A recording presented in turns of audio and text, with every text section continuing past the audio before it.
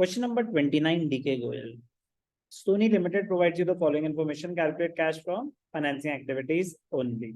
Current year, previous year. Share capital 10 से 1250 हो गई. Shares issue हुए.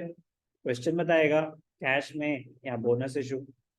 8% प्रेफरेंस शेयर कैपिटल 0 से 2 लाख हो गई तो प्रेफरेंस शेयर्स इशू हुए. 10% debentures rate of interest 10%, 3 lakh से 0 हो गए. डिवेंचर्स रिडीम हुए. इन्वेस्टमेंट इन शेयर्स, हमने कहीं इन्वेस्टमेंट कर रखी है. ये इन्वेस्टिंग एक्टिविटी होती है. ये इन्वेस्टिंग एक्टिविटी हमने इन्वेस्टमेंट कर रखी है. तो आपको कंफ्यूज करने के लिए मतलब हम इस क्वेश्चन के रिक्वायरमेंट से फाइनेंसिंग एक्टिविटी है. During the year 22-23, Sony Limited issued bonus shares in the ratio 4:1. तो बोनस शेयर्स हमने कर रखा है. क्वेश्चन बाय कैपिटलाइजिंग रिजर्व मतलब by utilisation of reserve, journal entry reserve in surplus to share capital. पैसे नहीं आए बट ये रेशियो है 4:1 मतलब 4 शेयर्स के अगेंस्ट 1 शेयर फ्री में.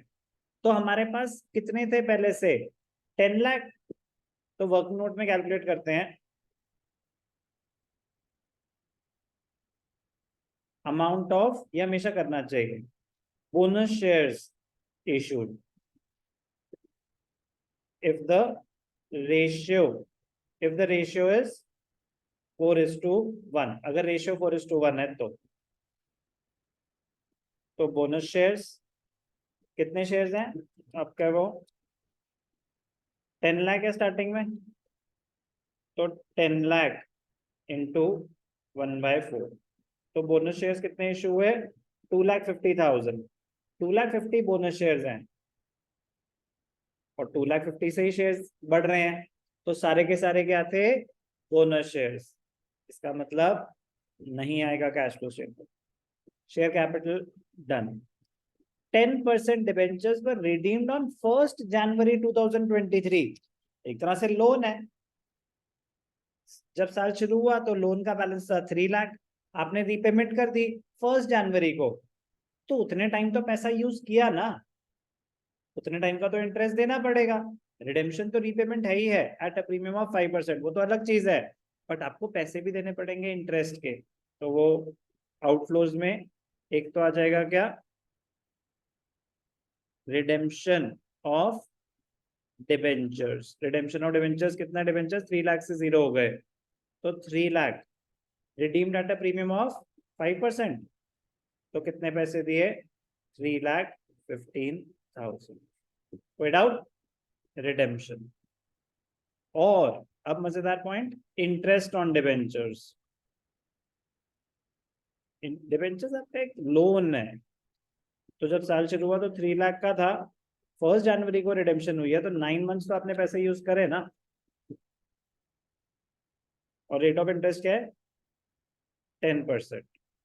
वेरीफाई करेंगे 10%. तो 10% होता है 30,000 पूरे साल का. 3/4 मतलब 22,500 इंटरेस्ट. इंपॉर्टेंट है. समझ आया इंटरेस्ट? ठीक है जी. Preference shares were issued on 1 October. तो पहले तो पैसे ले लेते हैं यार, इनफ्लो की बड़ी कमी पड़ रही है. 2 lakh.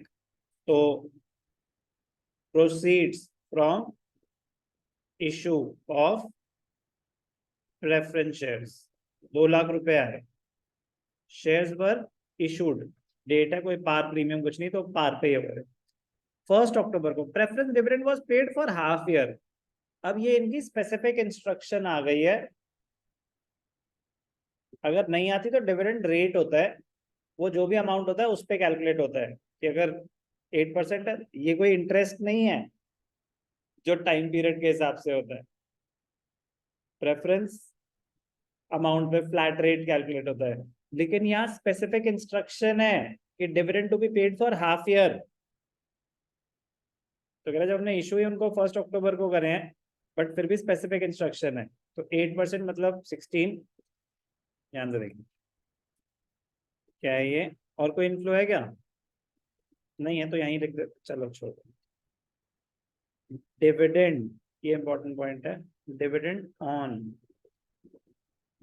Preference shares. Dividend on preference shares कितना? 2 लाख rate 8 for 6 months. तो 8 to the 16, 16 का half 8,000. तो प्रेफरेंस डिविडेंड भी दे दिया. Dividend received on investment, again क्या है ये, इन्वेस्टिंग एक्टिविटी. शेयर्स का हो गया, प्रेफरेंस शेयर्स 2 लाख इशू हुए थे, पैसे आ गए. डिबेंचर्स 3 लाख रिडीम हुए थे विद प्रीमियम दे दिए.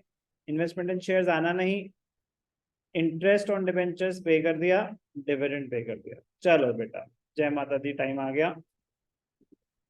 2 lakh positive minus 315 minus 22,500 minus 8,000, 1,45,500 negative, 1,45,500 negative.